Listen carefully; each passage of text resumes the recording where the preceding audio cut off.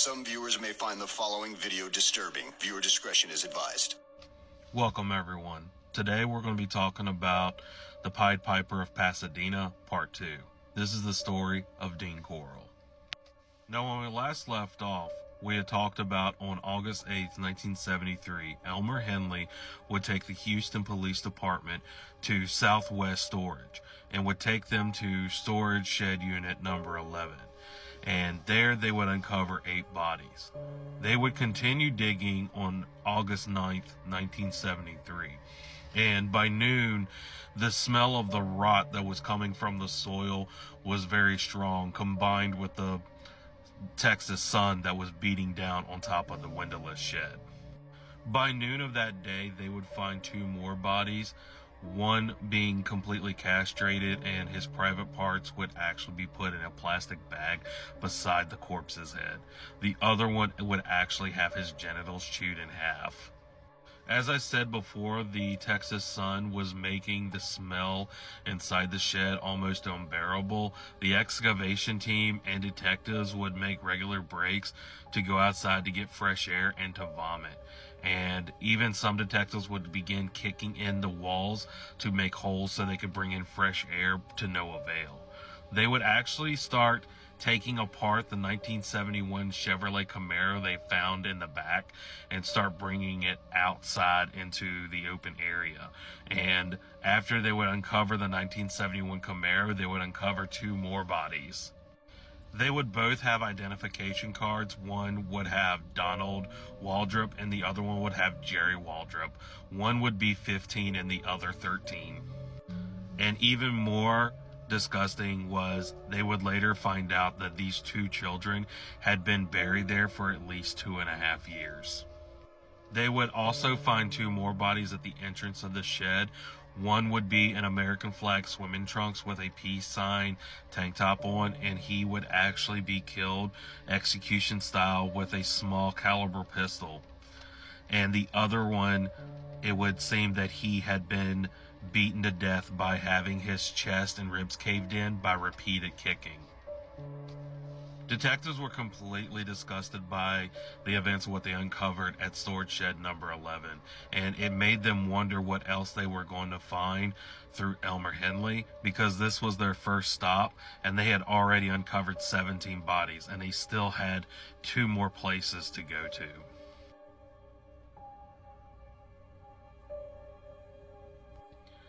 Dean Corll was born on December 24, 1939, in Fort Wayne, Indiana. He would be born to parents, mother Mary Emma Robinson and father Arnold Edwin Corll.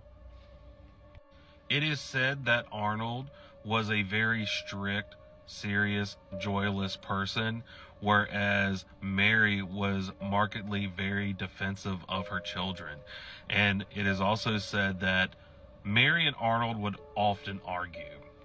Mary and Arnold would not get along, and a lot of times their arguments would start because Arnold would try to discipline the children, where Mary would always defend the children.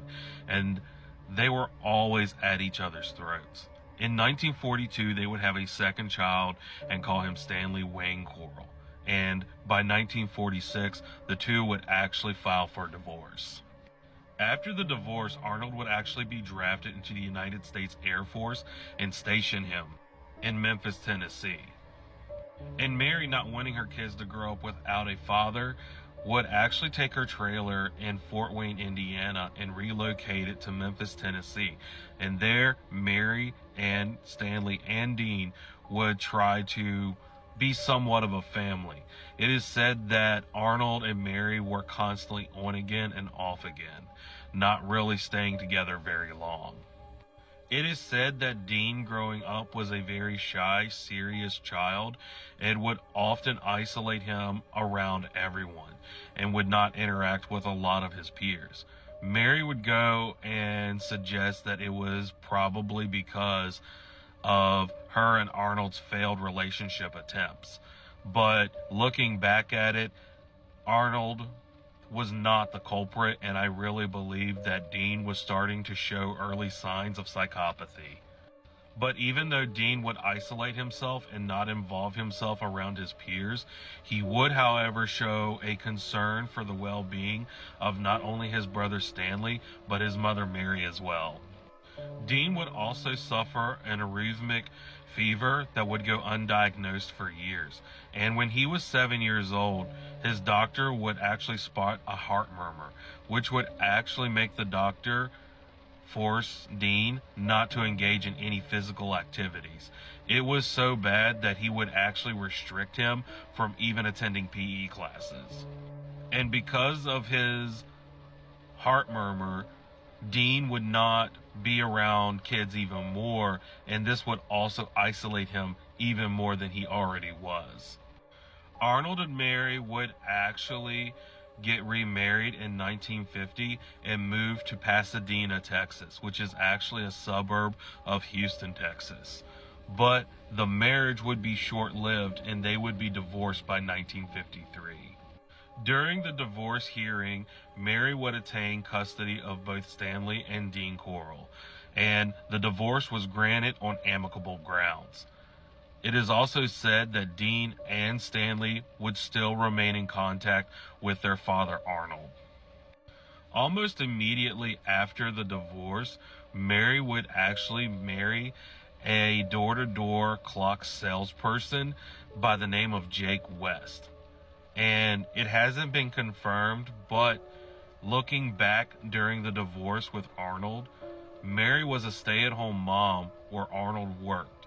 And considering that Jake West was a door-to-door salesman, it doesn't take much to figure out what happened and how the marriage came about.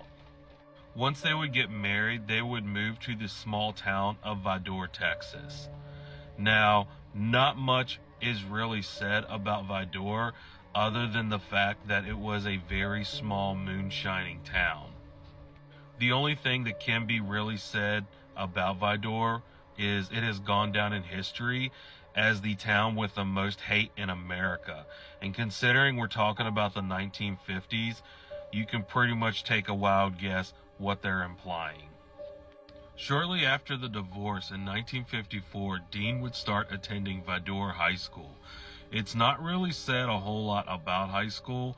The only thing that can be noted about his time at high school was he wasn't very interactive with his peers, but he was very passionate of the local school brass band where Dean would actually play the trombone. Aside from playing band, it has been said that he would date a few girls during his time in high school, but it wasn't nothing ever serious. In 1955, Mary would give birth to a third child and would name her Joyce. It is said that there was a popular swimming hole in Vidor that many of the kids would call the Blue Hole. And in 1955, some of Dean's fellow classmates would actually invite him to the Blue Hole to go swimming and skinny dipping.